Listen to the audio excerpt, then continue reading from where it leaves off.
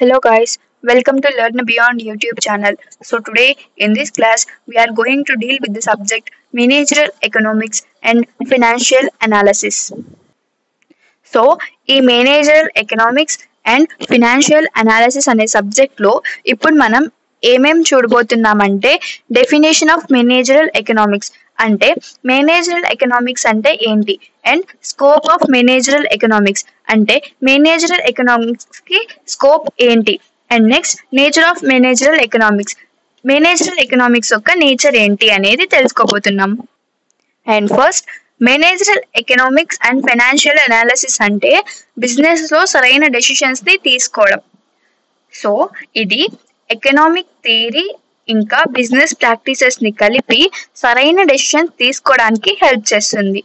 So example, ఒక tiffin centre లో దోశ ఎక్కువ సెల్ అవుతున్నాయి అనుకోండి, అప్పుడు ఆ టిఫిన్ సెంటర్ ఓనర్ ఏం చేస్తాడంటే దోశ ప్రొడక్షన్ పెంచడం అనేది కరెక్ట్ డెసిషన్ అని తీసుకుంటాడు అనమాట.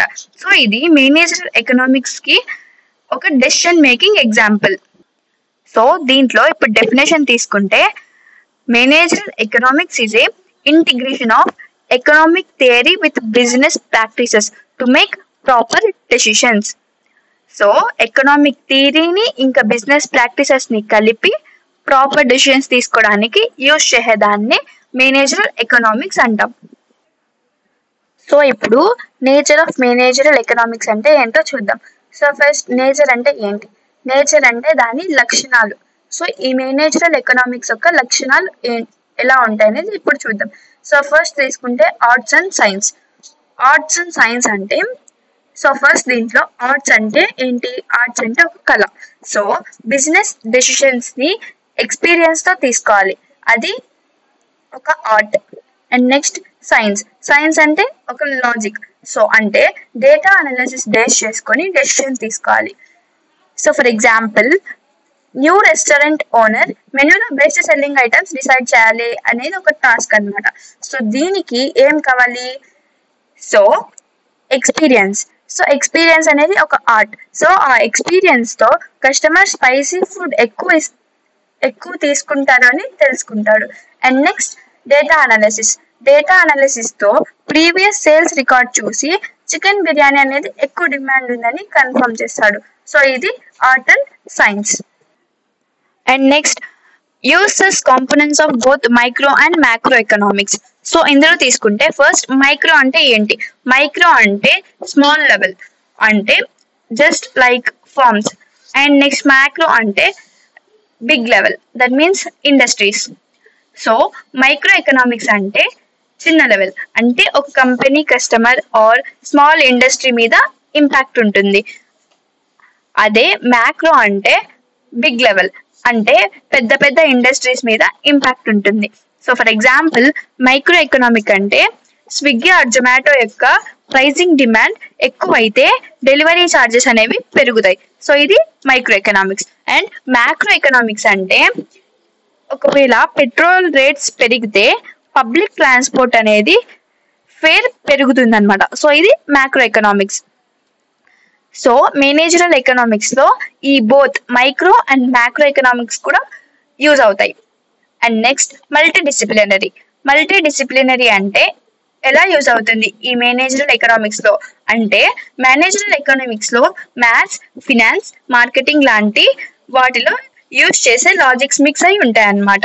So for example, Reliance Jio market లో ఫస్ట్ 6 months ఫ్రీ సర్వీస్ ఇచ్చింది. ఇందులో మార్కెటింగ్ లాజిక్ తీసుకుంటే కస్టమర్స్ ని అట్రాక్ట్ చేయడం అనేది marketing logic. And next finance logic తీసుకుంటే లాస్ సస్టైన్ చేయగలిగే అనాలిసిస్ చేసేది finance logic. And next maths logic తీసుకుంటే రిటర్న్ ఆన్ ఇన్వెస్ట్మెంట్, అంటే మనం ఎంత పెడితే మనకి ఎంత వచ్చింది అని క్యాలిక్యులేట్ చేసేది మ్యాథ్స్ లాజిక్ అనమాట. సో ఈ మూడింటిని కలిపి డెసిషన్స్ తీసుకుంటారు కాబట్టి దీన్ని మల్టీ డిసిప్లినరీ అంటాం అనమాట. సో ఈ మేనేజరల్ ఎకనామిక్స్ లో మల్టీ డిసిప్లినరీ అనేది కూడా ఉంటుంది. అండ్ నెక్స్ట్ పర్స్పెక్టివ్ ఆర్ నార్మాటివ్ అంటే ఇది focuses on aim are goal achievement మీద ఫోకస్ చేస్తుంది, అలాగే ప్రాక్టికల్ సిచ్యువేషన్ తో డీల్ చేస్తుంది. సో కాబట్టి దీన్ని ప్రిస్పెక్టివ్ ఆర్ నార్మాటివ్ అని అంటాం అనమాట. And next management oriented. So ఈ మేనేజ్మెంట్ ఓరియంటెడ్ అంటే ఏంటంటే, ఇది ఎకనామిక్స్ అంటే సేల్స్ అనే దాన్ని కరెక్ట్ గా మెయింటైన్ చేయడం. అంటే ఫర్ ఎగ్జాంపుల్ డిమార్ట్ స్టోర్ లో లో కాస్ట్ లో బల్క్ స్టాక్ మెయింటైన్ చేస్తారు. అండ్ సీజనల్ డిమాండ్ ని బట్టి మనకి ఆఫర్స్ అనేది ఇస్తారు. సో దీని వల్ల వాళ్ళకి సేల్స్ అనేవి పెరుగుతాయి.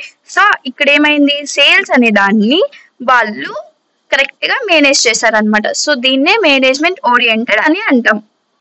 అండ్ నెక్స్ట్ ప్రాగ్మాటిక్ అంటే రియల్ టైమ్ సిచ్యువేషన్ ని బట్టి ప్రైజెస్ అనేవి చేంజ్ చేయడం. For example Swiggy or Zomato వాటిలో మీరు లంచ్ ఆర్ డిన్నర్ అనేవి ఆర్డర్ చేశారనుకోండి. సో ఆ టైంలో డిమాండ్ అనేది ఎక్కువ ఉంటుంది కాబట్టి డెలివరీ ఛార్జెస్ అనేవి ఎక్కువ పడతాయి. అదే మీరు ఒకవేళ మిడ్ నైట్ లో ఆర్డర్ చేస్తే అప్పుడు డిమాండ్ అనేది తక్కువ ఉంటుంది కాబట్టి వాళ్ళు డిస్కౌంట్ అనేది ఎక్కువ ఇస్తారనమాట. సో ఇది ఏమంటే రియల్ టైమ్ సిచ్యువేషన్ ని బేస్ చేసుకొని ప్రైస్ అనేది చేంజ్ చేయడం. సో వీటిని నేచర్ ఆఫ్ మేనేజరల్ ఎకనామిక్స్ అని అంటాం అనమాట. ఇప్పుడు scope of managerial economics. Scope అంటే దీని వల్ల యూజ్ ఏంటి అని చూద్దాం. So first one is managerial economics అనేది బిజినెస్ సక్సెస్ కి చాలా ఇంపార్టెంట్ అనమాట. సో కరెక్ట్ గా యూజ్ చేసినప్పుడు, ఈ మేనేజరల్ ఎకనామిక్స్ అనే దాన్ని కరెక్ట్ గా యూజ్ చేసినప్పుడు ప్రాఫిట్స్ అనేవి పెరుగుతాయి, అలానే కాస్ట్ కూడా తగ్గుతుంది అనమాట.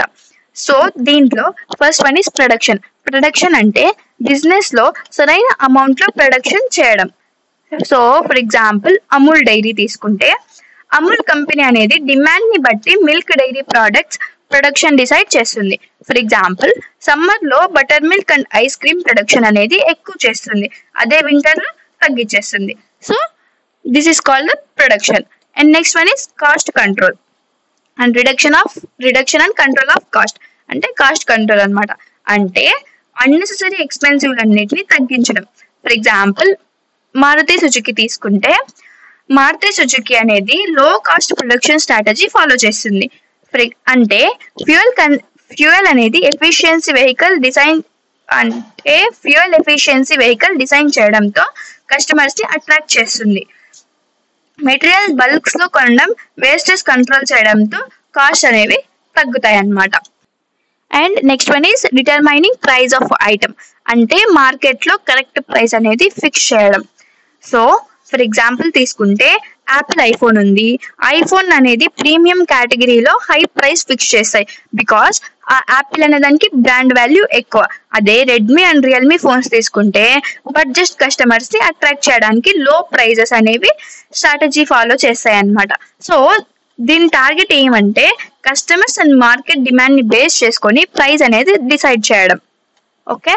And next capital and investment decisions అంటే ఏంటి? బిజినెస్ కి సరైన ఇన్వెస్ట్మెంట్ చేయడం. ఫర్ ఎగ్జాంపుల్ రిలయన్స్ జియో ఉంది.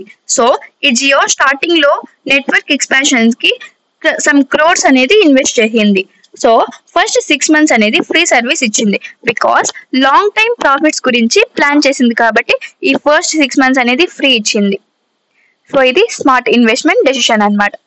అండ్ నెక్స్ట్ లాస్ట్ తీసుకుంటే profit planning management. Profit planning అంటే ఏంటి? బిజినెస్ లో ప్రాఫిట్స్ ఎలా పెరగాలని ప్లాన్ చేయడం. సో ఎగ్జాంపుల్ అప్పుడే చెప్పాగా, స్విగ్గీ అండ్ జొమాటోని లంచ్ టైంలో డిన్నర్ టైంలో ప్రైజెస్ అనేవి ఎక్కువ చేస్తే డెలివరీ ప్రైజెస్ అనేవి ఎక్కువ చేస్తుంది, ఎందుకంటే డిమాండ్ అనేది ఎక్కువ ఉంటుంది. అదే మిడ్ నైట్ లో ప్రైజెస్ అనేవి తక్కువ చేస్తుంది, అంటే అప్పుడు డిమాండ్ అనేది తక్కువ ఉంటుంది కాబట్టి. సో ఇది షార్ట్ టర్మ్ లో profit strategy. But long term లో లాంగ్ టర్మ్ లో ఎలా చేస్తుందంటే కస్టమర్ ని బేస్ చేసుకొని ప్రైజెస్ అనేవి డిసైడ్ చేస్తుంది.